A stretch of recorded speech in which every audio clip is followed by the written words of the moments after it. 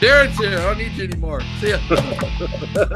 Hey, DC. There he is. The whole idea when we started this was it was a bunch of buds that would get in the backyard around a barbecue or at the bar and talk football.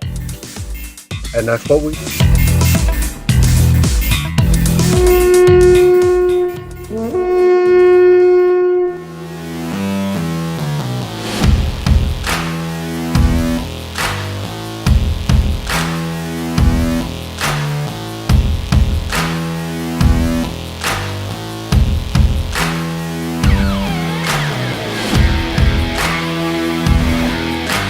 Good morning, Gjallarhorn. We are back for another episode.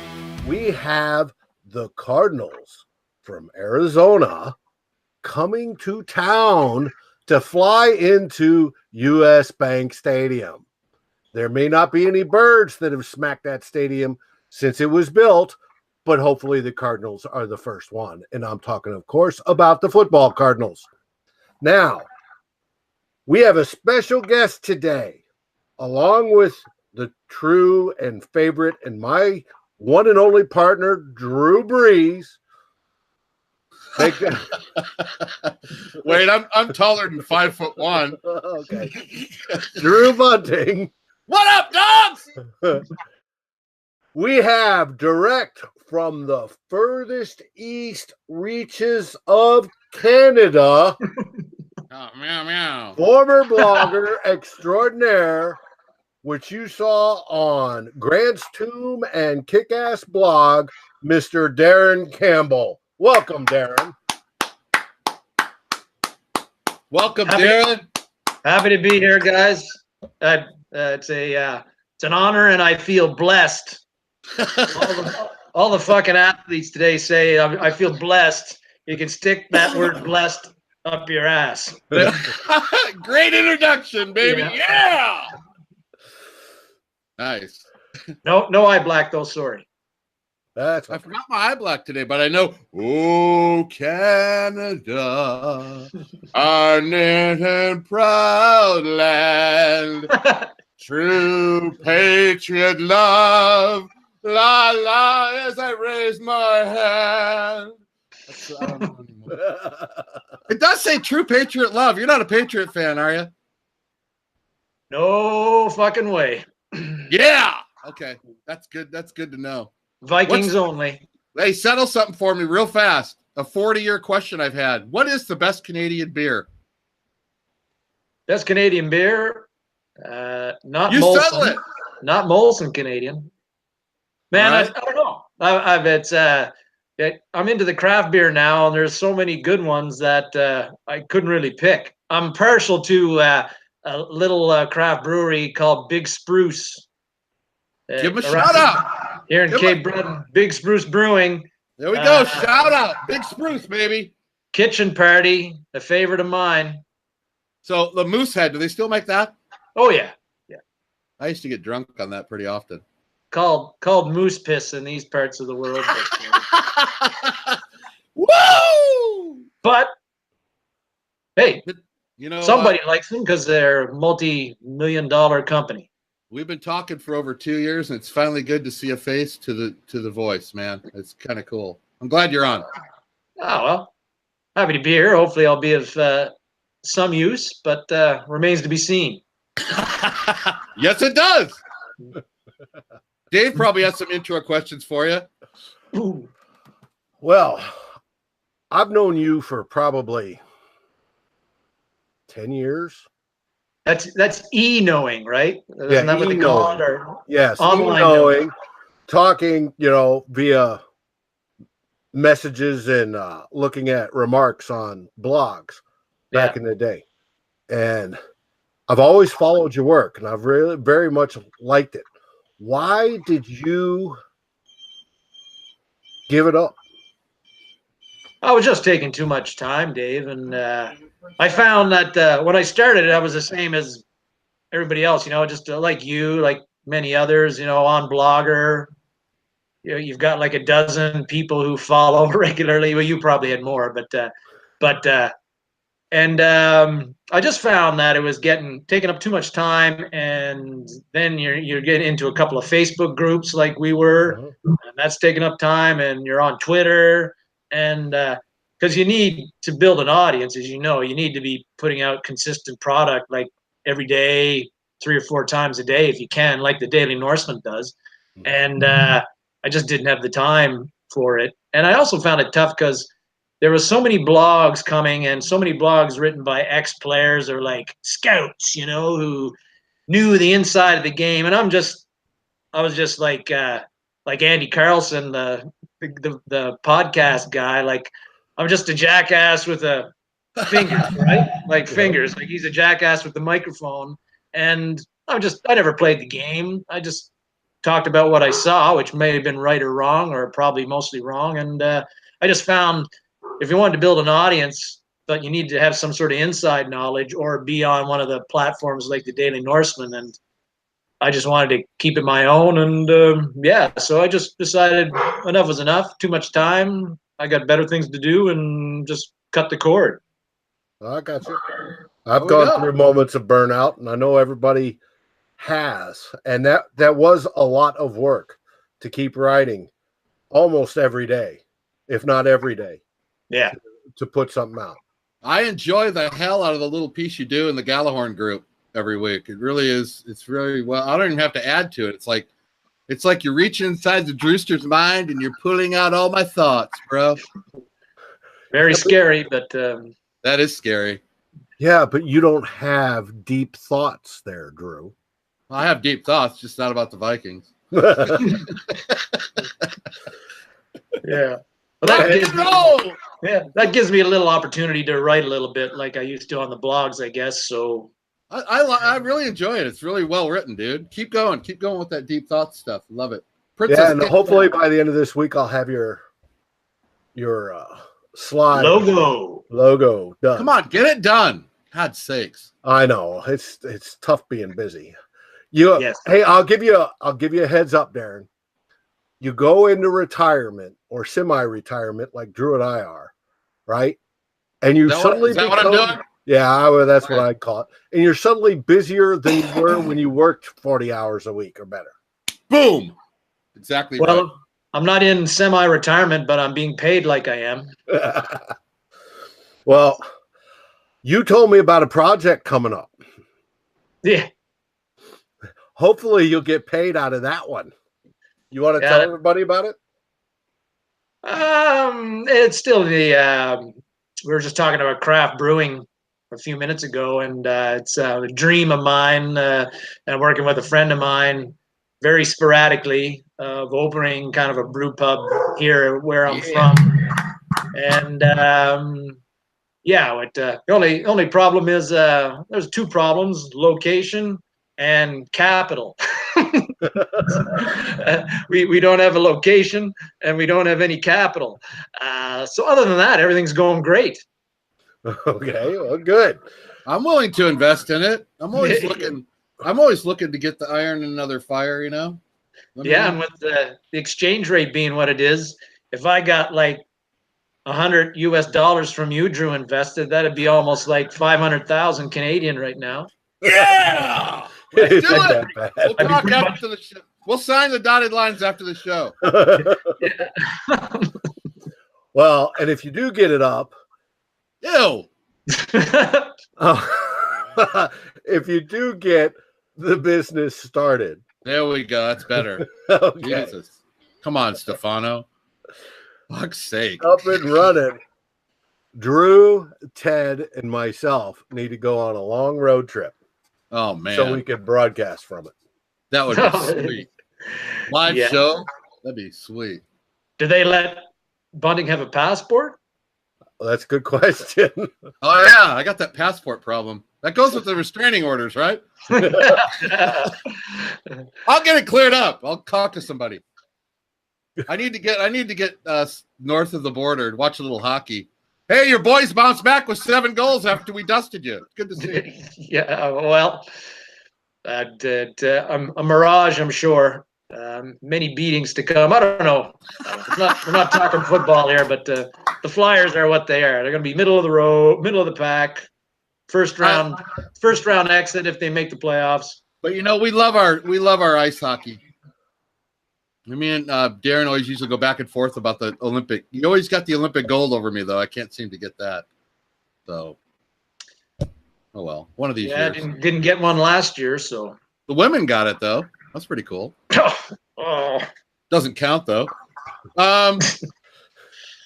Vikings. How do you feel about that game last Sunday, Mr. Darren Campbell?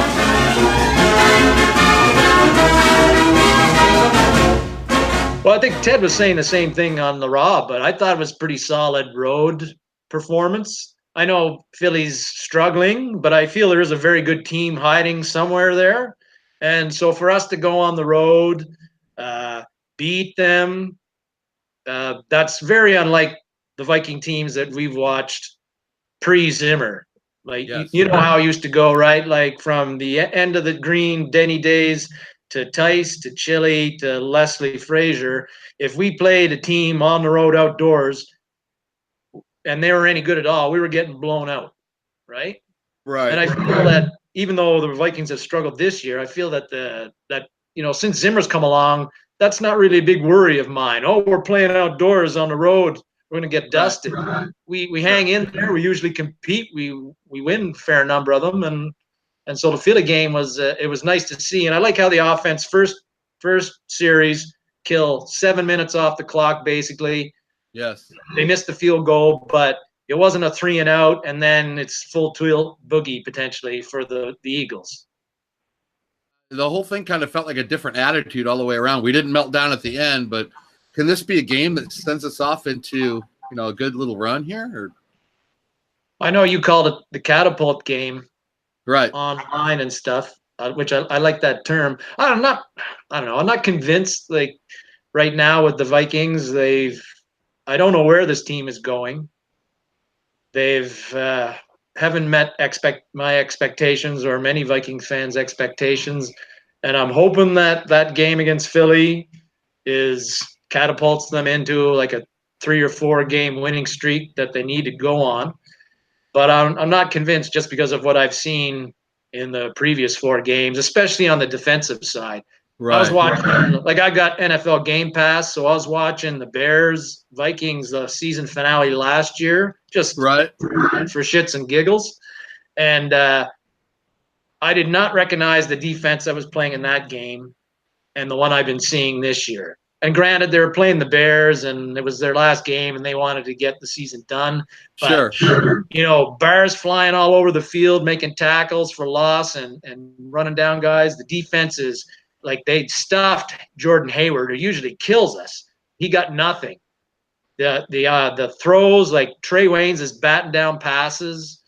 They're all over the wide receivers. And again, we know last year the Bears didn't have much in the passing game, but still, looking at that and the way we've played the whole 2018 season, it's defensively, it's night and day. I can't even recognize the 2 units as being made up of basically the same players. So that really worries me, even against the Cardinals, after what we saw with the Bills and that total crap fest there. It's just hard to believe in the Vikings right now until they put 2 or 3 games like they had against Philly together in a row.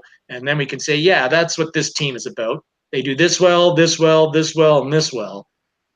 And then you can go into a game confident like we did most of last year, saying we know what the Vikings are going to do. They're going to hold you to 15, 16 points a game. They're not going to let you convert on 3rd downs.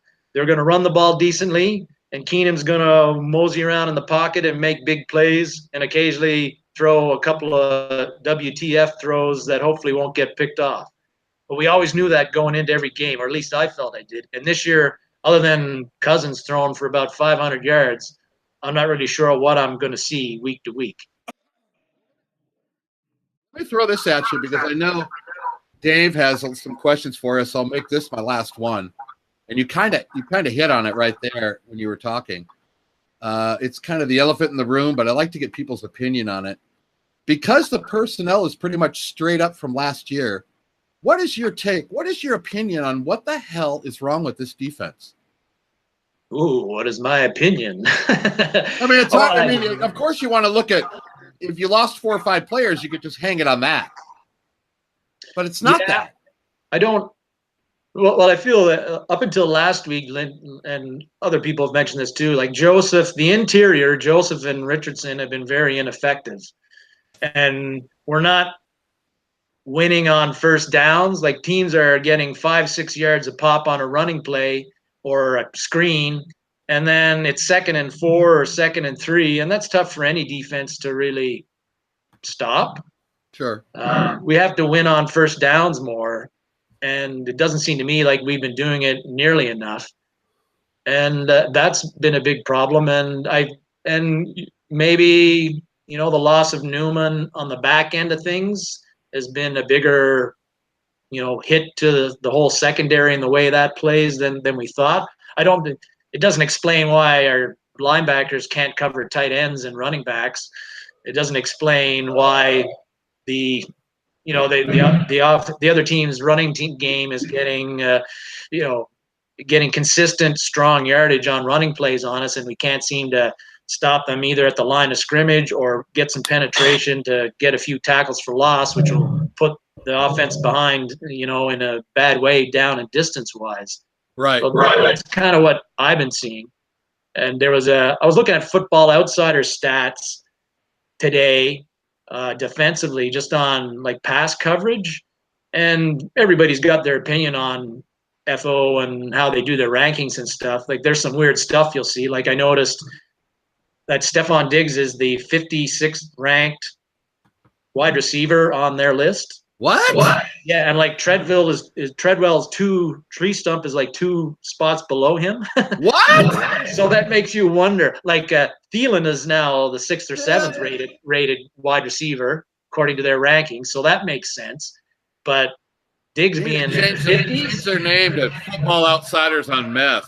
Yeah, but then there's other stuff on there like the coverage of wide receivers, tight ends, number 2 wide receivers, other wide receivers, and on that, the Vikings defense is listed against number 1 wide receivers, which would be who Xavier Rhodes would normally cover. We're 10th, so that's pretty good. Right. Number 2 wide receivers, the ones you'd think that Trey Waynes is on most of the time, were like lower, like in the 20s or something. And then tight ends, somebody cover George Kittle. And the running backs. And we know we've been getting killed by tight ends and running backs on screens all year. Unbelievable. We're 31st ranked in the league according to FO covering tight ends and 32nd covering running backs. So that means we're second last and last in the league in those 2 areas, which I think matches up well with what we've been seeing. That's pretty accurate. So I don't know, but just on the back end, we're not getting things done right either. I'm going to have to give that a look. You're throwing out some numbers there, Darren. That's pretty cool. I got some more about the Cardinals. As long as you don't have any power rankings, we don't do that shit on here. No. We don't do power rankings. This is where we have music for the entertainment people, so they can not get. You know what I'm talking about? You put that elevator music, like the TV stations do when they go to a rainbow screen. Yeah, put up we're having technical difficulties. First, it amazes me that Football Outsiders, we give grief to Pro Football Focus all the time, especially when it comes to judging linemen. And I've looked at Football Outsiders, for years, especially the DVOA and all the other stuff, but I hadn't looked to see that those rankings seem awfully bizarre, other than the defense against the tight ends and the running backs that I fully. But you know what? They also have our O-line is ranked 26th or 27th in the league, which I think that's accurate. Actually, I think that looks accurate too. But I think there's always stats on there that's why it's good. I think in a way because it kind of challenges your conventional wisdom of what things are like. And because I can't see. If you look at a whole bunch of other stats, Thielen is literally the best in the league. Mm-hmm. But all right, if you want to throw him into advanced metrics and saying he's top 5, okay, I could buy off on that, and they have their reasons. But the fact that they had Diggsy so low, there's just no way. I'm buying off on it just because Darren Campbell uses it. I trust Darren Campbell. When it comes to my Canadian hockey, when it comes to guitar players, when it comes to Football Outsider numbers, basically anything. I mean, the guy runs District 7. I mean, he's got it together. So I trust his knowledge. He wouldn't be looking up false numbers. So I want to throw that out there. I'm a full believer in whatever Darren Campbell, I endorse this message. I lost the election, Drew. You remember that, right? You know what? You won it in my heart. That's all that matters. Hey, you know what? You ran. You're ballsy enough to run for it. So you got my vote. Or stupid enough, but it depends. No, you're not dumb. How you look at it. You're a Viking fan. You like the punishment. True. All right. True. Speaking of punishment, we're rolling into Sunday. The Arizona Cardinals with rookie Josh Rosen are going to be coming to town. This is a game on paper. I think I just looked at the line. Here, I'll check it real quick. Don't look at the line, Dave. 10.5. Don't even look. I saw it lower than that, but okay. But anyway, we're not looking at that shit the rest of the season. Don't look at that shit, please. The Vikings are easily favored, right? Oh. Across the board, we're favored. Here we go. I know. You're talking Buffalo coming into town again. Talking about jinx. Talking about putting up the dagger too soon. Talking about mojo. Hey, they've got to get over it. We don't suit up. We're not out there. How does it go? Give me one. Come on, Davey. Hold your horses. But that's right. You and I aren't lining up there on the line, and Darren isn't back there calling signals. So thank God. It's oh yeah, you're right. Anyways, what do you anticipate seeing Sunday, Darren?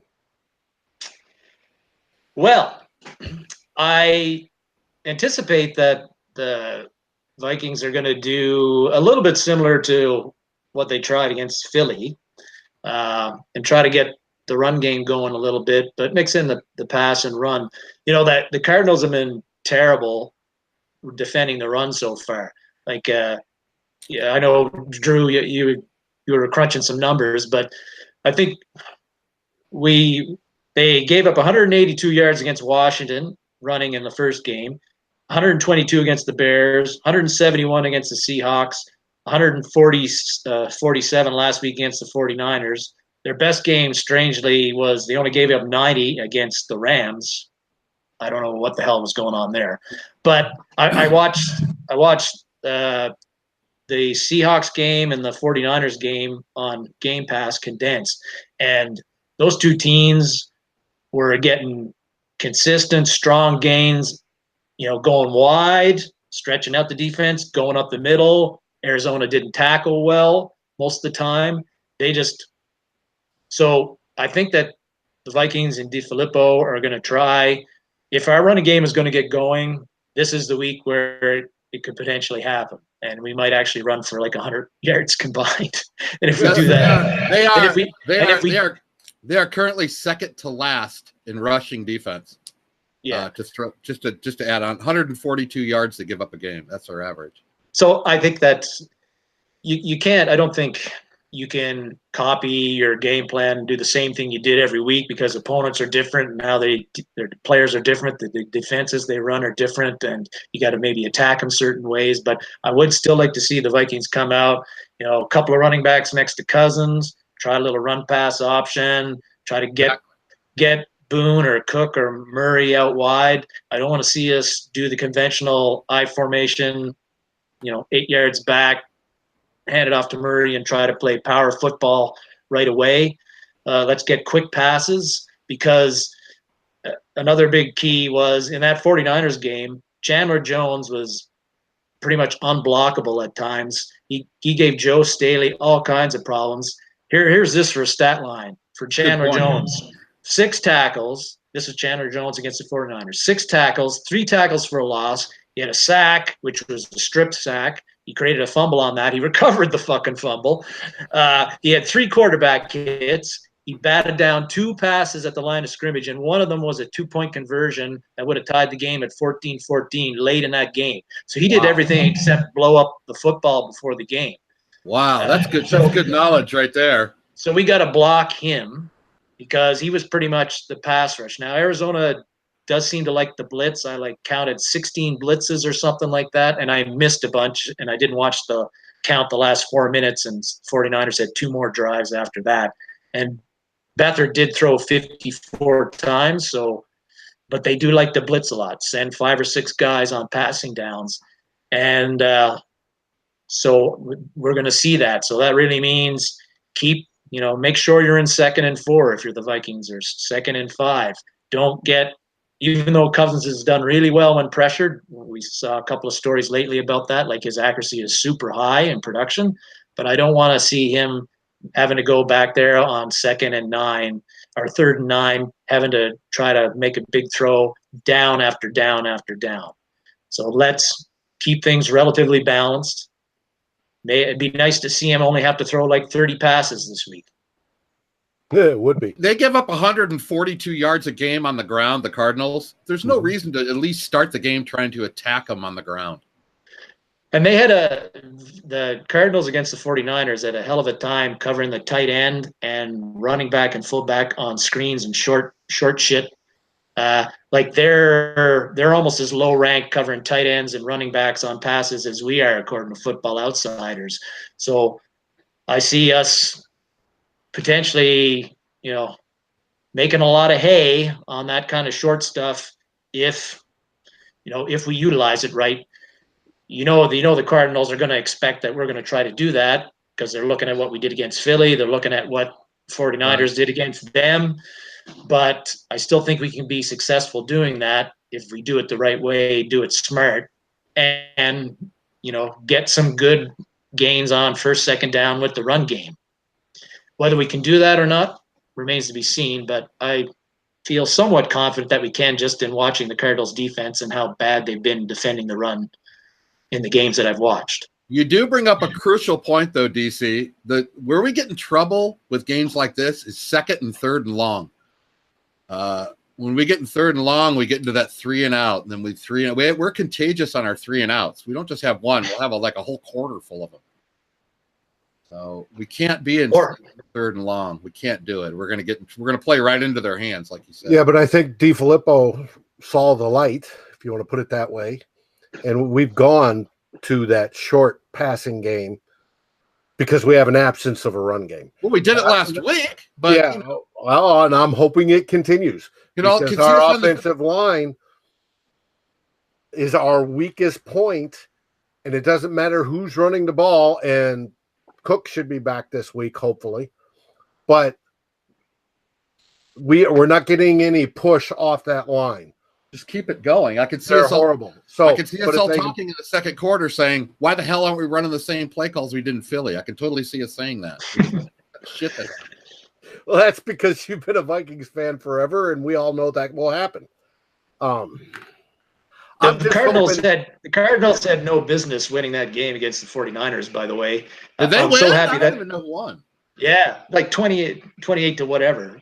I'm so happy that they got off the schneid and got their win, because I'd be nervous as hell if they were 0-5 coming in to play us. But the 49ers had 5 turnovers in that game. They had 2 interceptions, one, and they had one strip sack that got returned for a touchdown. The running back, the 49ers are driving, and the running back fumbled it, and that got returned 40 yards to the 19-yard line or something, and then the Cardinals punched it in from there. The 49ers gave them the game in a lot of ways, and which is kind of like what happened early on against the Bills with us. I think you should get an award just for watching that fucking game. Well, I don't know. I find it interesting because I don't know. Lately, I've kind of, before a Vikings game, I kind of like to see what the opponent's doing, so I have some kind of idea of what we're up against. Even though I have no idea about the X's and O's in the game and the subtleties, and you kind of do, though. You know what you're talking about, bro. I can tell by talking to you. So you know your football, man, and your guitar players. Yeah, but I thought watching the Bills play the Chargers before the Vikings played, I thought I had it all figured out, like how we were going to beat them by 30, and then boom. Oh, that was no, I'm convinced that the egg laid for the Bills game was because of Everson Griffin. That the team was just not football was not in their forefront of their mind that day. And they were just walking through the motions. Well, then you got to coach them up better. That's not a properly coached team. Then you got. Where'd you go, Drew? He's frozen. He's frozen. His internet just died. So you expect a game, if I get this right, where we're going to do some more running. We're going to do some short passing. We hopefully won't get into third and long situations, and the offense will be productive. Yes, because I think that's all we need to do. Okay. Don't be productive, and don't turn the ball over 16 times like the 49ers did, and we should be good. Okay. How do you envision the defense playing? And it looks like we already know Waynes is out of concussion protocol. He will be playing. I don't know whether that's a plus or not in some ways. I thought Hughes played pretty decently in Wayne's absence. I guess the only thing is that if you don't have Waynes in there, it cuts down on your depth, because then Hughes isn't playing in the slot. You got to put Mac Alexander in there, and then you got to use Holton Hill, and that sort of stuff.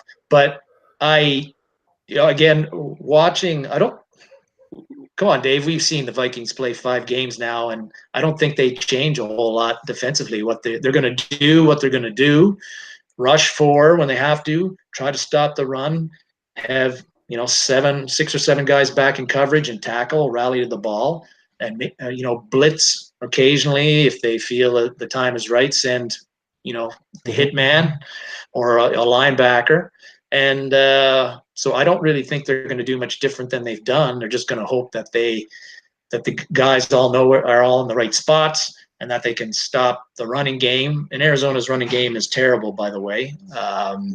Like David Johnson's, the most he's run for is 71 yards in a game this year. He doesn't look the same as he did 2 or 3 years ago. Like, not quite as explosive. I don't know if that's still coming back from the knee injury or what it is, but he doesn't look like the same guy he was a couple of years ago. So I don't really think defensively we're going to see anything really new.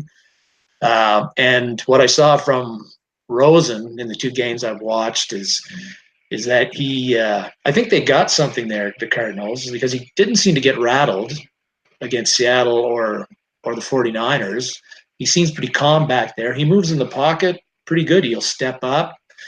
But against the 49ers in particular, like, he was spraying throws all over the place, like pretty inaccurate. And he only completed 10 of 27 passes. So that's, but he missed, he threw a 75-yard bomb on the very first play of the game, and he threw for 75 more yards the rest of the game. Lots of bad misses. So I feel that, if we can get consistent, not even need consistent pressure so much, but just get him moving in the pocket a little, and he's not going to hit enough. He's not going to be accurate enough on his throws to hurt us like some of the more elite guys have. Right. And the Cardinals wide receivers drop a lot of passes too. Yes, and they haven't been real effective. But if we get pressures, Drew and I have been working on that, looking back last year and this year. Generally, if we get at least 20 quarterback pressures a game, we have like a 90% chance of winning. It's just like the use of the Mendoza line that you keyed the term, that if we hold them to 17 points, or Zimmer's, if I score 21 points, we win thing most of the time. If it goes back, if they get 20 pressures on the quarterback, which is only 5 per quarter, we win the majority of the time. Mm-hmm. And if we go higher than that, we guaranteed win, because we're shutting down the pass. We're moving the quarterback off the mark. Now, The problem with Rosen is he can move. He's got the flex. He's young. He moves around, and he can still connect, which is good for them. So, but I still think we're going to shut him down. I think Zimmer has always been outstanding against rookie quarterbacks, and I don't see this being any different. Yeah, that's what again, the Bills games got me kind of wondering, like, what the hell's going on, right? But I do think that with Rosen, if that he just isn't at this point now, he isn't quite accurate enough for whatever reason back there. He's not getting sacked very much. He's only been sacked 3 times in the 3 games he's played, and he's not making a whole lot of like bad errors. He's been picked off once. That was in his first bit of work, and that when he replaced Bradford against the Bears. Other than that, I think the Cardinals aren't asking him to do a whole lot a lot of times. Mm-hmm. Occasionally, they'll take a shot down the field, and they hit one last week right in the beginning of the game. But I think he should be somebody that our defense should handle easily. Mm-hmm. I say that knocking on wood, even though there's no wood around here. Well, you live in a very rugged part of Canada, so I understand that. Well, it's time to wrap this puppy up. As you know, we say goodbye to the group, Gjallarhorn, and all the viewers. So, is there any last thing you'd love to say? I should have prepared myself for the response to this one, Dave, but Skol Vikings! Woo! Skol Vikings! Meow, meow! Vikings out!